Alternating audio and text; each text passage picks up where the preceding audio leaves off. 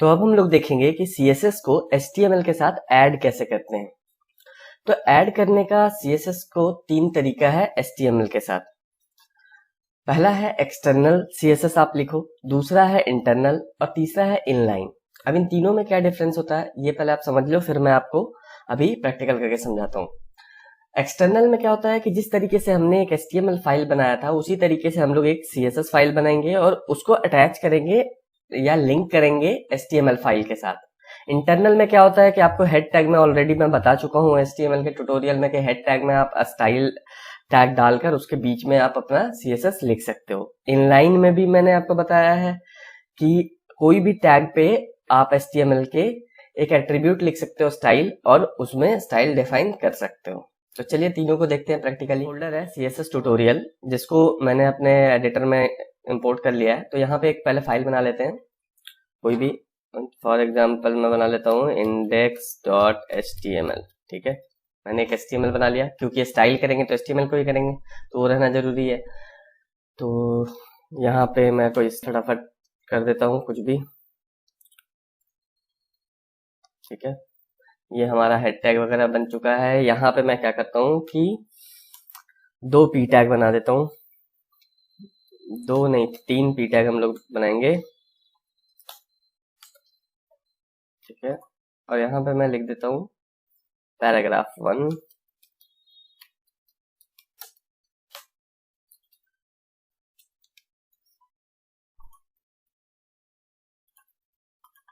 ये हो गया पैराग्राफ 2, ये है पैराग्राफ 3।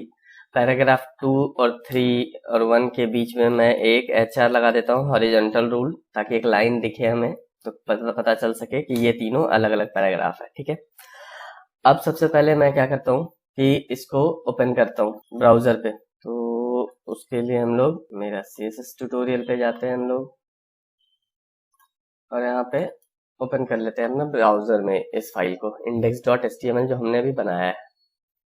ये रहा हमारा जो हमने 3 पैराग्राफ बनाया है। अभी अब देखो तीनों सिमिलर लग रहा है, तो अब हमें इसे क्या करना है, स्टाइल करना है। तो स्टाइल करने से पहले मैंने आपको बताया कि अभी हमें ये देखना है कि लिंक कैसे करेंगे, ऐड कैसे करेंगे CSS को। तो उसके लिए भी मैंने बताया कि 3 तरीके होते हैं, एक्सटर्नल, इंटरनल और इनलाइन। तो सबसे पहले मैं आपको बताता हूँ एक्सटर्नल। तो एक्सटर्नल के लिए मैंने क्या बताया कि एक फाइल बनाना होता है, .css उसका एक्सटेंशन होगा, और नाम आप कुछ भी रख सकते हो। जिस तरीके से HTML में .html रखते थे, CSS फाइल में आपको .css रखना है। तो हम लोग क्या करते हैं, यहाँ पे एक और फाइल बनाते हैं अपने फोल्डर में, जिसका नाम रखते हैं style.css। हमने एक फाइल बना दिया। अब यहाँ पे हम लोग अपना स्टाइल लिखेंगे। ठीक है, तो स्टाइल लिखने में हमारा जो मैंने सेंटेक्स बताया वो डायरेक्ट लिखना स्टार्ट कर देंगे, हमें यहाँ पे और भी कुछ लिखने की जरूरत नहीं पड़ेगा। तो हमने अब तक सेंटेक्स जो सीखा है वही लगाते हैं। मैं यहाँ पे सेलेक्टर देता हूँ p tag, curly braces open और क्लोज करता हूँ। उसका जो भी लिखना है मुझे स्टाइल, मान लो मैं कलर को रेड करना चाहता हूँ। ठीक है, तो मैं यहाँ लिख देता हूँ रेड। ठीक है, मैंने यहाँ रेड लिख दिया और इसको सेव कर देता हूँ। बट अगर आप अभी जाकर अगर इसको रिफ्रेश करोगे तो आप देखोगे ये रेड नहीं हो रहा है, ये ब्लैक है अभी भी पैराग्राफ का कलर। ठीक है, तो क्यों नहीं हो रहा, क्योंकि अब तक लिंक नहीं हुआ है।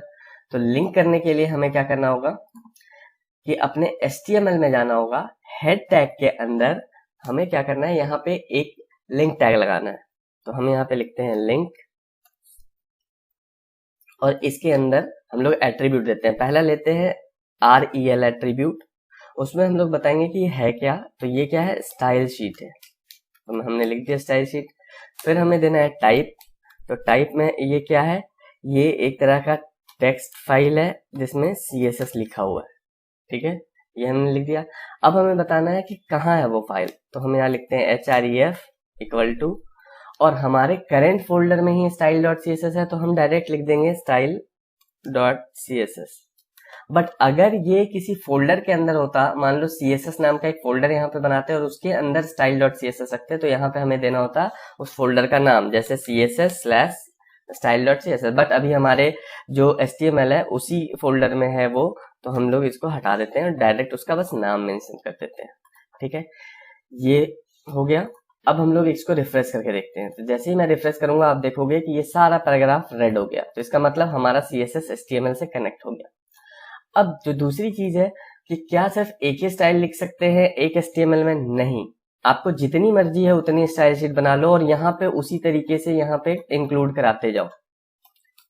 ठीक है, यहाँ पे आप कर सकते हो स्टाइल 1, स्टाइल 2.css, ठीक है, जितनी मर्जी वहां पे स्टाइल नाम फाइल बना लो और यहाँ पे इंक्लूड कराते जाओ। बस देखने वाली बात यह है कि जो सबसे लास्ट में फाइल होगा प्रायोरिटी रखेगा। मतलब आपने पी टैग इसमें भी डिफाइन किया, इसमें भी डिफाइन किया, इसमें भी डिफाइन किया, जो सबसे लास्ट वाला पी टैग है जो स्टाइल में, वो आपका अटैच होगा।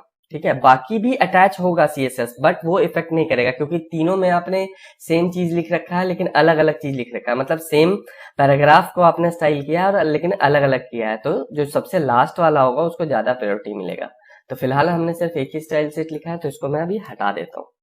तो ये हो गया हमारा एक्सटर्नल CSS। अब बात करते हैं इंटरनल CSS। तो इसको फिलहाल मैं क्या करता हूँ, कमेंट कर देता हूँ। तो अब ये यहाँ से स्टाइल हट चुका होगा, ये देखो स्टाइल हट चुका है। अब हम लोग बात करते हैं इंटरनल। तो इंटरनल में मैंने आपको बताया था कि इंटरनल में आपको क्या करना होता है कि हेड टैग के बीच में, ये देखो ये जो दोनों हेड टैग है इसके बीच में आपको एक टैग लेना होता है स्टाइल। ठीक है, स्टाइल टैग है, इसके बीच में हमें CSS लिखना है। तो इसके बीच में जो भी CSS लिखेंगे तो वो पर्टिकुलर इस पेज पे आ जाएगा इफेक्ट। अब देखो मैं यहाँ पे फिर से वही सेम काम करता हूँ, P लेता हूँ और अब की बार कलर को क्या कर देता हूँ, ब्लू कर देता हूँ। ठीक है, मैंने कलर को ब्लू कर दिया। अब जब मैं इसको रिफ्रेश करूंगा तो पैराग्राफ हो गया ब्लू। तो ये है इंटरनल CSS जिसमें आप क्या करते हो, स्टाइल लिख देते हो। अब देखो ये स्टाइल आप कहीं भी लिख सकते हो, जरूरी नहीं है कि हेड टैग में लिखो, लेकिन एक नियम होता है, एक रूल होता है। तो रूल यही कहता है कि आप हेड टैग में लिखो, बट जरूरी नहीं है। आप इसको यहाँ से कट करके अगर आप चाहो तो इसको बॉडी के नीचे भी लिख सकते हो, जहां मर्जी वहां लिख सकते हो, क्योंकि मैंने आपको बताया था कि HTML एरर नहीं देता है। वो क्या करेगा, अपने हिसाब से ट्राई करेगा कि वो बेस्ट कर सके। ठीक है, तो आपने कोई गलती भी की है ऐसे छोटे मोटे रूल्स में तो आपका काम चल जाता है। ये देखो ये अभी भी ब्लू है, बट अगर ये जब आपने यहाँ पे लिखा है तो ये भी काम कर रहा है, बट सही नहीं है। कहा मतलब रूल यही है कि भाई आप हेड टैग में स्टाइल को ऐड करो। ठीक है, तो हमने ऐड कर दिया, ये हो गया हमारा इंटरनल। अब मैं क्या करता हूँ कि इसको भी कमेंट कर देता हूँ। अब मैंने इसको कमेंट कर दिया। अब अगर आप रिफ्रेश करोगे तो देखोगे यहाँ पर फिर से ब्लैक हो गया। अब जो तीसरा तरीका होता है वो है इनलाइन CSS। तो इनलाइन में क्या होता है कि आप पर्टिकुलर, जो अभी तक क्या हो रहा था कि हम अप्लाई कर रहे थे पी टैग पे, तो तीनों पी टैग पे अप्लाई हो रहा था।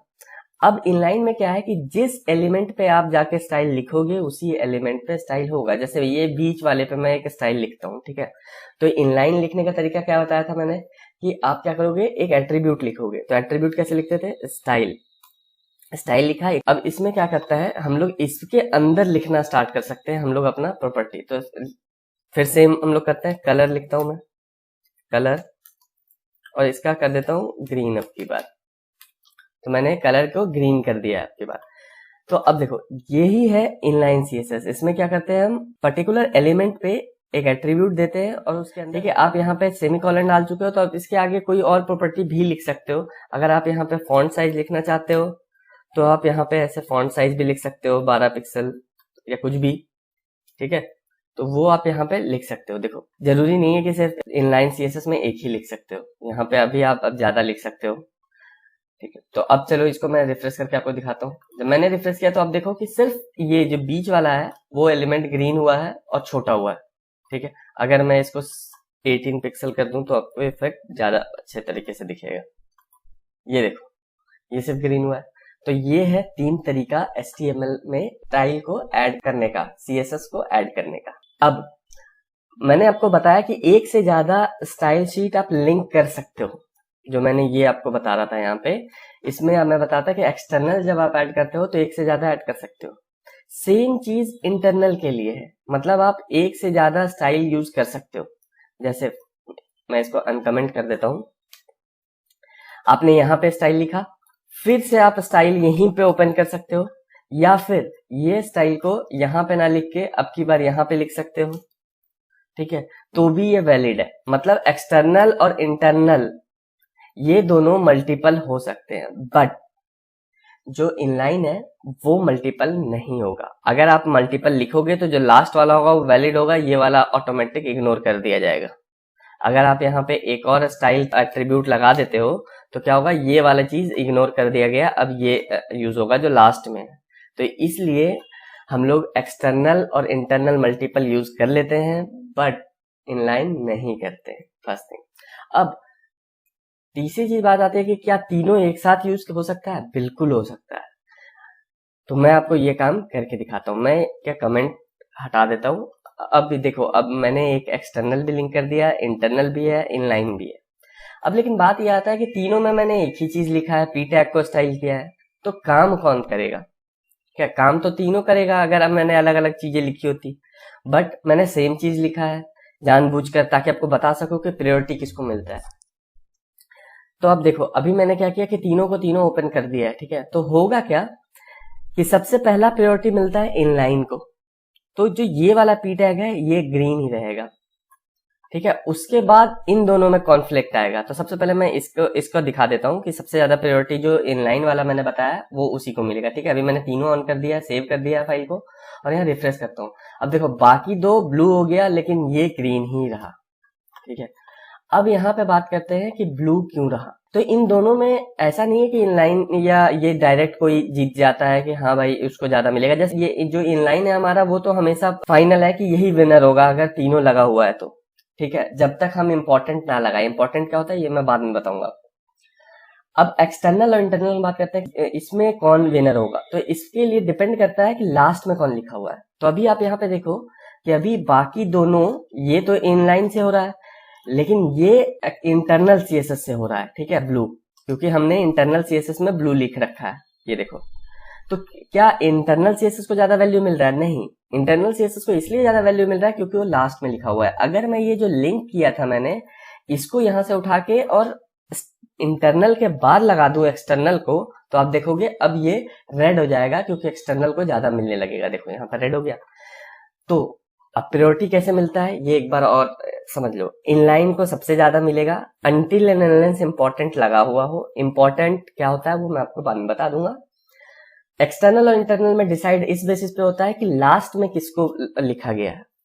अगर लास्ट में एक्सटर्नल को लिखा गया है तो एक्सटर्नल वाला प्रॉपर्टी अप्लाई होगा, अगर इंटरनल को लिखा गया है तो इंटरनल वाला प्रॉपर्टी अप्लाई होगा। सेम चीज है इंटरनल और एक्सटर्नल के साथ। अगर मैं यहाँ पे फिर से एक पी टैग ऐड कर देता हूं और इसमें अब की बार ब्लू के जगह पे कर देता हूं ब्राउन, और इसको कमेंट कर देता हूं, ठीक है। तो अभी देखो, इंटरनल में मैंने दो सेम लिख दिया, तो अब क्या होगा, जो सबसे लास्ट वाला प्रॉपर्टी है वही आएगा। अब देखो ये ब्राउन हो जाएगा, मैंने क्या ब्राउन हो गया। तो हमेशा सीएसएस में याद रखना, इंटरनल और एक्सटर्नल में क्या है, मल्टीपल टाइम आप यूज कर सकते हो सेम टैग को जरूरी नहीं है कि एक ही बार यूज करो, लेकिन जो सबसे लास्ट में करोगे वो वैलिड होगा, ठीक है। उसी तरीके से आप एक्सटर्नल में भी कर सकते हो मल्टीपल टाइम ऐड। जैसे यहाँ पे आप क्या कर सकते हो, कॉपी कर सकते हो इसको, यहाँ पे आप रेड ना करके आप येलो कर दो, ठीक है। अब देखो, अब ये येलो हो चुका है, दो पैराग्राफ।